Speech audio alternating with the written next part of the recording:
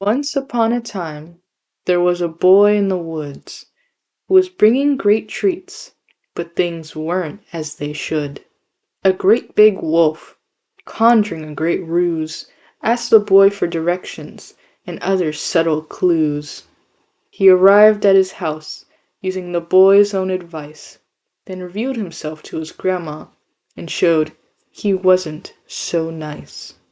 He dressed up as his victim, telling lies without a trace, then reveals himself to the boy, and frightened, he initiated a chase. You can't run forever. I'll do anything before I let you take my life. You won't even know it's gone before I take it. You really are pure evil. Whoa. What did you say again? You're pure evil? I mean, I know I've done some pretty bad stuff, but that was just plain wrong, man. That hurt. Don't you think that's a bit too much? You literally ate my grandmother alive. Well, how's a wolf supposed to end the society?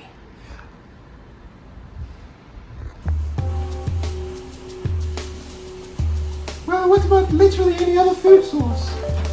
Well, I'm the wolf after all, so the food source doesn't really matter. And humans are pretty tasty. I remember reading a philosophy article about egos and land. I'm like the egos. I eat the humans, not because I hate them, but because I love the way they taste. I shouldn't be viewed as evil because I like eating something I like. Well, hold on. What about the rights to life? I don't follow your human rules. But wait a minute, you yourself have life. What did you say that you want to live for as long as you can? Yeah? Well, it would make sense that those aren't human rules now, are they? You yourself have the right to life. It is natural for us to protect ourselves from death, but it is also our given right to do so. The wolf impedes on this right for Grandma and I, but he's only selfish enough to care about his own rights. Seems pretty evil to me. Well, you've been talking about all this right to life mumbo jumbo, but where do you even get such a ludicrous idea? Well, I have been studying hard. Oh, bro. Well, you haven't considered the idea that there are people or living things that are just naturally born better. You weakling humans keep on creating these ideas of natural right to life because that's just your way of coping to the natural weakness that you possess. I'm the wolf. I'm strong. I can eat you anytime I want. Well, this would put us in a state of war where we have a common disagreement with each other. Well, shouldn't I just eat you right now then? Ding dong! Huh? Get away from him! Are you okay? Who are you? I'm the lumberjack. Why do you have a lightsaber? What is that? What? Oh, my head. And they lived happily ever after. The end. Wow, that was great. What did you think about all this? Well, I think the lumberjack was under the impression that the wolf was trying to endanger me. I mean, how can the wolf's actions be considered evil if he was just trying to survive? I mean, I've lived a good long life. I think it's my duty to make sure the wolf lives his. In general, I don't think the lumberjack's motivations were the most ethical. Ethical? I'm not ethical. Hi, I'm the lumberjack. Firstly, I acted out of instinct. When I see danger, I deal with danger.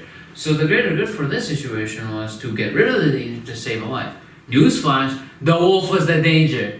Secondly, even disregarding the fact that he could eat other foods, why would he hurt my source of delicious pies? So screw if the wolf needs to live a good life, because at the end of the day, he was about to cause more harm than good.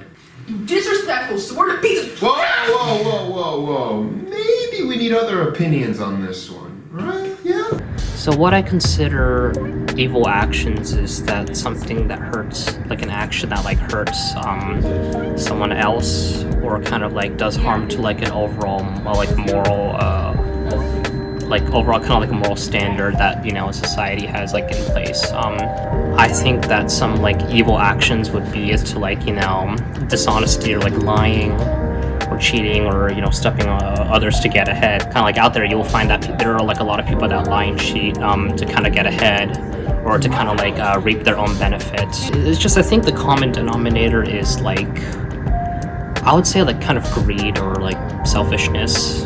But of course, this is just like just a generalization. I'm not saying everyone does it because they're naturally greedy. If you ask me, I think like lying and cheating and hurting people, stepping on people, scamming people, or just stepping on others to get ahead is what I consider kind of an evil action. I would lean more towards intentions. I feel like sometimes maybe people do something in the heat of the moment, depending on what it is, and they may not mean to do it, but it just so happened to do it. There's certain things that maybe people may say or do that they may not mean like generally, but if they're so sad or mad or like however the case may be and they act, they might go based off of that type of emotion and they might do something irrational or say something irrational that they don't actually mean. Yeah. And like of course there's consequences with those types of actions that they do, but ultimately depending on their feelings afterwards, if they're like, oh, like no, I stand by what I said and I mean it, okay, then you had original malice to begin with and you're just not a good person. However, if you're like, I'm so sorry, like I did not mean for it to come off that way, and if they're just fully aware of what they said and they're like just truly apologetic and truly genuine, I feel like intentions are definitely more what I lean more towards in acting, because like we're all human at the end of the day. Like we're gonna do and say stuff that we don't mean. Like that's just who we are. I know that like God sometimes desires us to sacrifice our needs before others, but I think that also has its caps, because if you're doing everything just to please others, then maybe you are just trying to do it more so for fulfillment in what others people think of you rather than doing it for God. And it could cause like a lot of burnout, and it could cause a lot of like pain on yourself, because now you're looking for man's approval rather than God's, and you're doing it to a point that kind of affects you in a spiritual way, in a way that, and just in a physical way, right? And you're not putting enough time into you. So I would say it has its limits, right? You should maybe put others before yourself sometimes, and that helps you to be a selfless person, but also not to the point that it's like affecting you. You shouldn't sacrifice yourself too much if it's gonna hurt you rather than help you grow. In terms of evil, would you consider action or intention more valued? So, okay, I think both of them should have, both of them need to be considered in the same way. They need to be, not, one cannot overpower the other when it comes to consideration, but they can both have their own weight in the situation. So let's say a guy robs a house, like completely robs a house, just to rob a house. Now, in that situation, let's pretend that this is a low outcome, like this was a low bad outcome, and they had a high bad intention. Obviously, you would punish them. That's a bad intention, right? Now they rob it because they are way too poor and they don't have this and not that. They could do this. So then the intention becomes good, right? So then once again, intention outweighs the decision, because it was this time it's a good decision, and you can still punish them for it, but you could say that at least they had a good heart.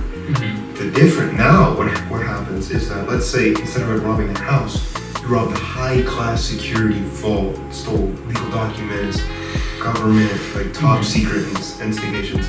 Now you have an outcome that is way higher. So your intentions would have to be extremely good to outweigh that outcome. So I think that take both into consideration, but try to calculate or try to analyze or like evaluate the weight of both of them and see which one overpowers the other in that case. It's all situational. What do you think? I agree that they should be, like, both intention and outcome should be, like, weighed together. Like, they're both relevant in a lot of scenarios. But in terms of, like, assigning punishment and all that, I think the law mainly focuses on the outcome, because you can never know for sure someone's intention. They could tell you, like, the truth, or they could be lying to you, and you just never know, no matter how honest they seem. So I think mainly if we're talking about, like, real world like punishment and like scenarios, we should focus more on outcome than intention. Well, what if we absolutely knew the intention of someone? If someone's true intentions were purely good and it would possibly outweigh an action, would you say that they still should be punished under the law? I guess their punishment should be lessened. Like if they knew that they did wrong or like they regret their actions very visibly, then I'd say that they have less of a punishment because you can't change what happened. But you know that they don't deserve as much time if they know the wrong that they did. Alright. Thank you.